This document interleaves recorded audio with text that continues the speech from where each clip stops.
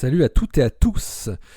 Le trou noir central de notre galaxie, Sagittarius A étoile, montre de nouveaux indices d'une forte activité passée datant de plusieurs millions d'années. Des astrophysiciens trouvent en effet, dans les nuages de gaz du centre galactique, des traces d'un mini-jet émanant de la région ultra-centrale de la Voie lactée.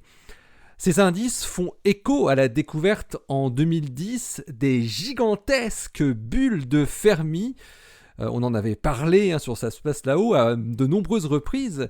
Et plus récemment, de canaux reliant le trou noir à ces bulles. On en avait parlé dans l'épisode 842 et dans l'épisode 1199 pour les aficionados. Eh bien, les chercheurs publient aujourd'hui leur étude dans The Astrophysical Journal.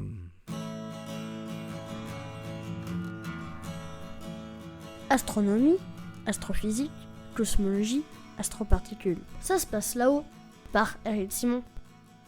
Le canal bipolaire qui semble relier le trou noir central aux bulles de Fermi, qui avait été découvert en 2019 et caractérisé au début de cette année, 2021, en rayons X avec XMM Newton et en ondes radio avec MIRCAT, s'étend sur environ 500 parsecs. Les astrophysiciens estiment qu'il s'est formé par un jet intermittent provenant du trou noir Sagittarius A étoile. Or, en 2016, Fabrizio Nicastro du Harvard-Smithsonian Center for Astrophysics avait découvert une sorte de grande bulle de vide dans le gaz chaud galactique qui s'étendait également de part et d'autre du plan galactique et qu'il attribuait à une activité du trou noir remontant à 6 millions d'années environ. Puis en 2017, Rogmon Bordoloi du MIT avait mesuré précisément la taille et la vitesse d'expansion des bulles de Fermi et il trouvait également la valeur de 6 millions d'années. L'étude d'aujourd'hui, menée par Gérald Cécile de l'Université de Caroline du Nord et ses collaborateurs, s'attache à trouver d'autres indices qui pourraient confirmer la vision qui semble se dégager concernant l'activité de Sagittarius A étoile dans le passé.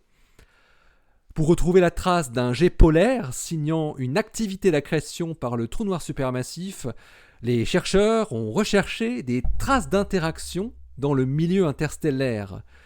Ils ont pour cela exploité de nombreuses images d'archives en rayons X obtenues avec le télescope Chandra, en visible avec le télescope Hubble, ainsi qu'en ondes millimétriques avec ALMA, le Atacama Large Millimeter Submillimeter Array, et en infrarouge avec le télescope SOAR. Cécile et ses collaborateurs ont tout d'abord observé la distribution spatiale du gaz via l'émission caractéristique des molécules d'alcool méthylique et de monosulfure de carbone détectées avec ALMA.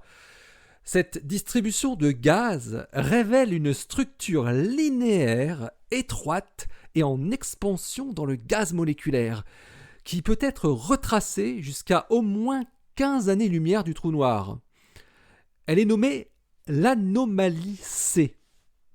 Ensuite, l'équipe a trouvé dans les images infrarouges de Hubble une bulle de gaz chaud qui se gonfle et s'aligne avec l'anomalie C à une distance d'au moins 35 années-lumière du trou noir.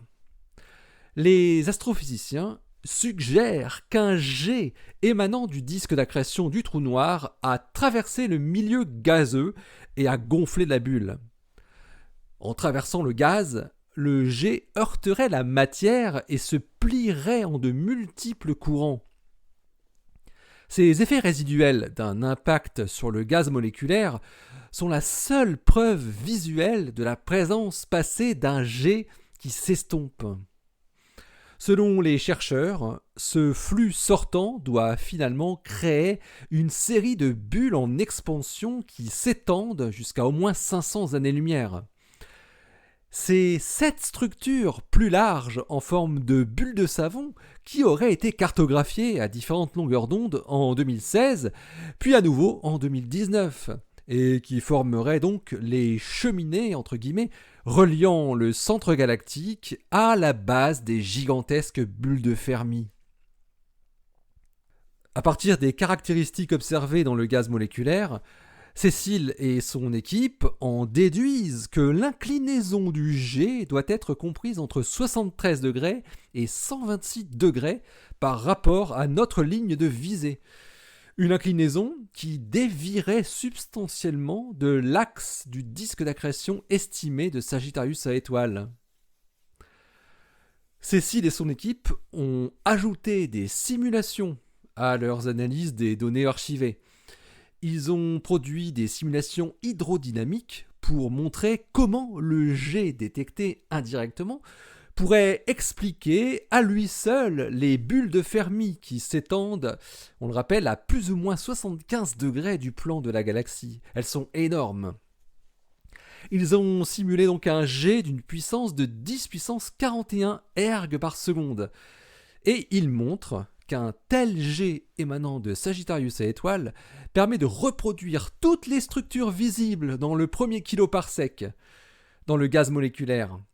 Mais sur 3 millions d'années, il n'injecterait que 10% de l'énergie que l'on pense nécessaire pour produire les fameuses bulles de Fermi, une énergie de 10 puissance 56 erg. Les simulations très détaillées montrent que le jet expulse la plupart du gaz dans le kiloparsec central entre 5 à 10 millions d'années lorsqu'il se propage à travers la hauteur du disque de la Voie lactée. Ce qui apparaît cohérent avec la bulle à petite échelle qui est observée à cet endroit. On y voit aussi que les interactions du jet avec de petits nuages ont pu persister jusqu'à 10 millions d'années pour finir par élargir le jet en plusieurs courants. Les interactions entre le jet et les nuages du milieu interstellaire entraînent des chocs radiatifs dans les couches externes qui apparaissent via des rayons X mous. Et de fortes interactions frontales peuvent parfois former des points chauds visibles, eux, par des rayons X durs. Enfin, les nuages qui sont ablatés et entraînés vers l'extérieur avec le jet forment souvent des structures filamentaires ou des structures en forme de tête de comète. Tous ces phénomènes sont effectivement observés. Cécile et son équipe ont également testé par simulation l'interaction d'un jet avec le disque circonnucléaire, c'est-à-dire le tore de gaz et de poussière qui doit entourer Sagittarius à étoile dans un rayon de quelques parsecs et qui doit posséder une certaine inclinaison par rapport à l'axe du jet. Eh bien, ils ont testé différents types de disques circonnucléaires, lisses ou grumeleux, et chacun des cas permet de fournir un mécanisme de formation possible pour l'anomalie C qui est observée. L'image semble donc se confirmer. Notre galaxie a connu une forte activité de son trou noir central il y a quelques millions d'années et le jet qui l'a produit est en train de s'éteindre rapidement, n'existant plus aujourd'hui que sous la forme d'un mini-jet. Les données indiquent qu'il y a un siècle seulement, Sagittarius à étoile devait être 1000 fois plus lumineux que sa moyenne actuelle, et ce pendant plusieurs siècles auparavant aussi. Il devait être 100 000 fois plus lumineux il y a plusieurs milliers d'années, et jusqu'à 1 million de fois plus brillant au cours du dernier million d'années. Alors ces échelles de temps sont bien trop courtes pour être expliquées par des processus d'évolution stellaire, la seule alternative qui existe face à l'activité d'accrétion du trou noir pour expliquer les observations dans le centre galactique. Selon les chercheurs, le plus gros de cette activité aurait eu lieu il y a entre 2 et 8 millions d'années, avec un jet puissant de particules et de rayonnement qui aurait traversé le disque galactique jusqu'à une très grande distance. Notre galaxie avait alors toutes les caractéristiques d'une galaxie à noyau actif de type Seyfert, dont un exemple archétypal est la galaxie NGC 1068, qui montre un trou noir en train d'accréter de la matière et qui forme une série de bulles dans son gaz qui apparaissent alignées avec le jet qui émane du trou noir.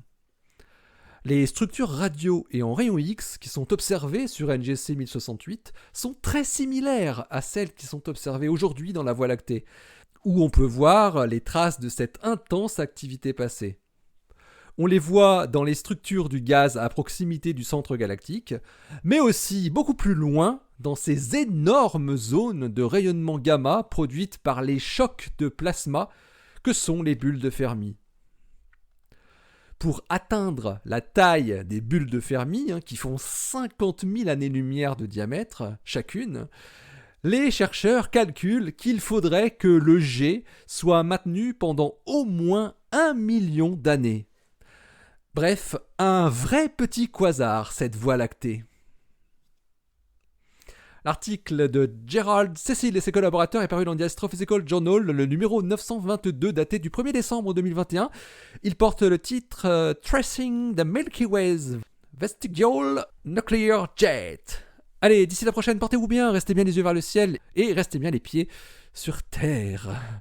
Ouais, allez, salut!